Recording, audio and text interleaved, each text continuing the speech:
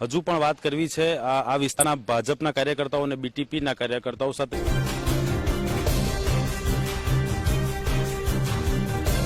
જનતાનો જનાદેશ કાર્યક્રમ લઈને અમે આવ્યા છે ભરૂચ લોકસભા વિસ્તારના ઝઘડિયા મત વિસ્તારમાં. ઝઘડિયા મત વિસ્તાર એટલે આદિવાસીની વોટ બેંક કહેવાય છે અને આ ભરૂચ લોકસભામાં પણ નિર્ણાયક સાબિત થયા છે. અત્યાર સુધીનો ઇતિહાસ જો જોઈએ તો આદિવાસી સમાજના જે વોર્ડ છે એ ભરૂચ લોકસભામાં ખાસ મહત્વની ભૂમિકા ભજવતા હોય છે અને અહીંયાના જે ધારાસભ્ય છે છોટુભાઈ વસાવા એમનું વર્ચસ્વ અહીંયા રહ્યું છે. તેઓ આદિવાસી મસીહા અહીંયાના કહેવાય છે અને આદિવાસી સમાજના એક નેતા છે અને બીટીપીના રાષ્ટ્રીય અધ્યક્ષ પણ છે.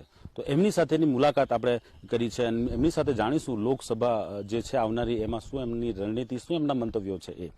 છોટુભાઈ, આવનારી લોકસભા ચૂંટણીમાં છોટુભાઈ શું હશે?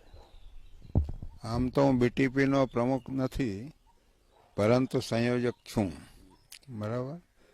આવનારી ચૂંટણીની અંદર લોકોનો વિજય થવાનો છે ભરૂચ જિલ્લાની અંદર. અત્યાર સુધી જનાદેશ આપીને લોકોએ શું મેળવ્યું છે? અહીંયા આગળ લોકોને કોઈ ફાયદો છે જ નથી ને.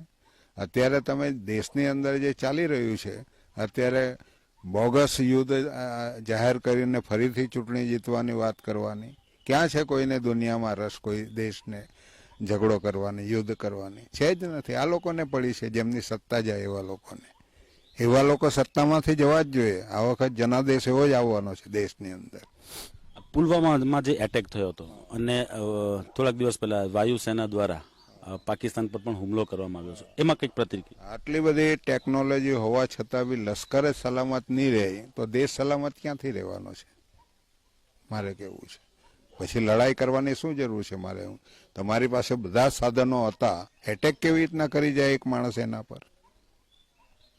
હા, આટલી બધી એજન્સી હતી, રો હતું, આઈબી હતી, આટલા બધા સાધનો ઉપલબ્ધ હતા. 3 કિલોમીટર 4 કિલોમીટર પર બોમ્બ મૂક્યો હોય તે બી ઝડપાઈ જાય, તો આ શા માટે નહીં ઝડપાયું? મારે એમ કેવું છે. એ શંકા ઉપજાવે એવી બાબત છે. તો બીજી એક વાત કરીશું છોટુભાઈ, લોકસભાને લઈને આપણે ચર્ચામાં ઉતરીએ તો ભાજપ એવું કહે છે કે ખૂબ એવી મોટી હજારો કરોડોની ગ્રાન્ટો આદિવાસી સમાજ માટે અમે ફાળવી છે, એમાં શું છે તથ્ય? તો બિલકુલ ફાળવી બી નથી, એ લોકો વાપરી ખાઈ ગયા છે.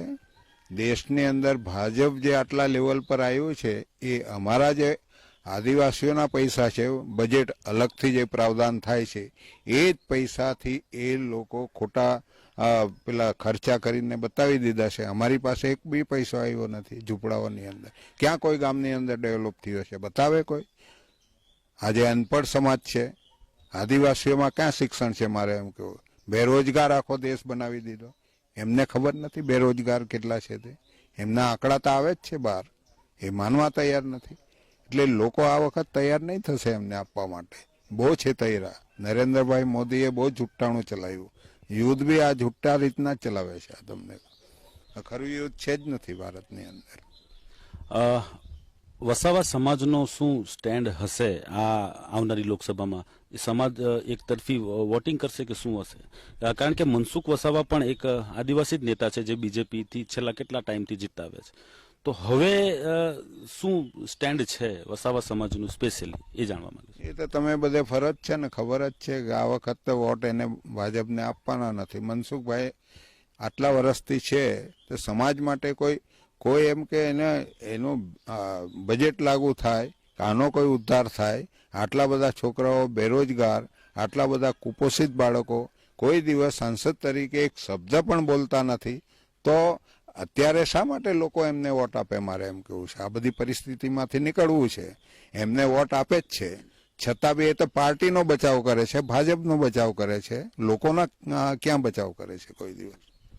છોટુભાઈએ એક એલાન કર્યું છે કે ભાઈ આવનારી લોકસભા ચૂંટણીમાં બીટીપી ગુજરાત, મધ્યપ્રદેશ અને રાજસ્થાનમાં ચૂંટણી લડશે.